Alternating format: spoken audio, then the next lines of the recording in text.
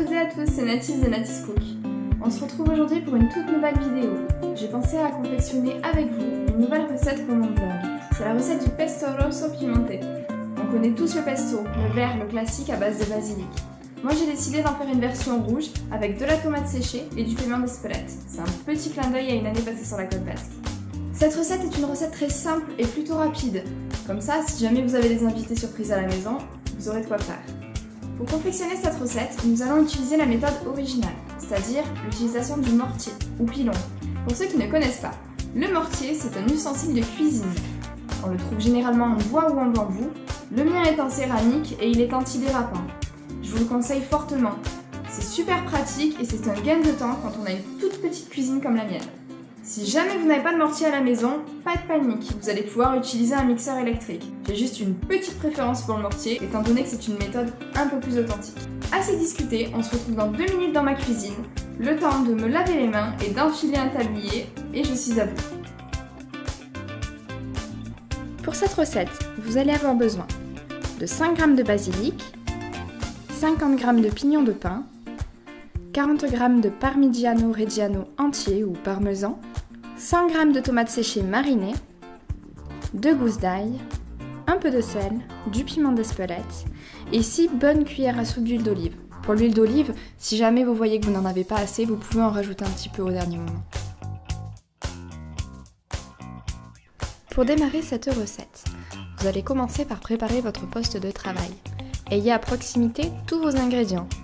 Démarrez votre préparation en coupant à l'aide du ciseau de cuisine vos tomates séchées. Essayez de faire quelques petits carrés. Les réserver de côté. Vous pouvez ensuite les verser dans votre mortier.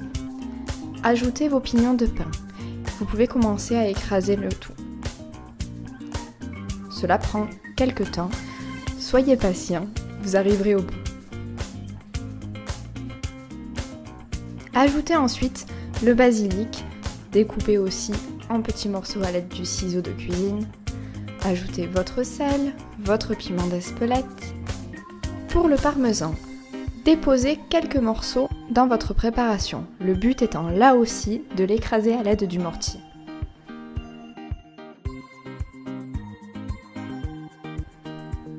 Ensuite, nous passons à l'ail. Coupez chaque extrémité des gousses d'ail et à l'aide d'un presse-ail, écrasez celui-ci. Le mélangez au tout, ne cessez jamais d'écraser à l'aide du mortier. Vous allez terminer cette préparation avec l'huile d'olive. Versez un petit peu d'huile d'olive, mélangez, continuez.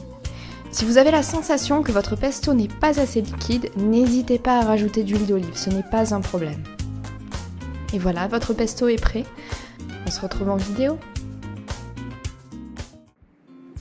Et voilà, la préparation de notre pesto est maintenant terminée. Nous allons alors passer à la mise en pot. Moi j'ai opté pour un petit pot de verre. Pensez à bien le fermer hermétiquement pour la conservation. Vous allez alors pouvoir le conserver plusieurs jours dans votre réfrigérateur. En ce qui concerne le pesto, sachez que c'est une sauce avec un goût plutôt riche. Il faut donc l'accorder avec des aliments neutres comme les pâtes, le riz, sur des tartines. Vous pouvez alors créer quelques confections comme les madeleines ou les cakes. Soyez créatifs. Cette vidéo prend donc fin, j'espère qu'elle vous a plu. N'hésitez pas à laisser des tonnes et des tonnes de commentaires, à la partager autour de vous. Moi je vous souhaite un très bon appétit et je vous dis à bientôt en cuisine.